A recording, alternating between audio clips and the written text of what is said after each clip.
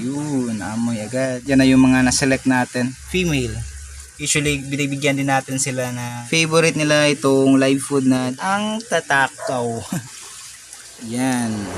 Yo, what's up guys? Another day, another fish video na naman po tayo. At sa video na ito, tara samahan nyo ko dahil i-share ko sa inyo kung ano yung pinapakain natin sa mga alaga nating balloon molly at gapi dito. So, mapakain tayo, tara.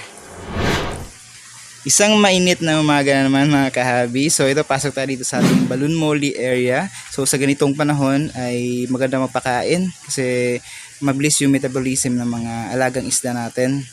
Yan, yung mga feeder natin dyan. So yung isa sa pinapakain natin sa kanila, may mga nagtatanong po kasi sa atin. Ito yung isa, dap niya. Male natin ng fry nating full gold gapi. Tapos dito yung third batch ng ating balloon molly.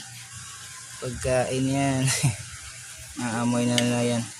Ayun, amoy agad. Ito yung mga male natin na PKBM.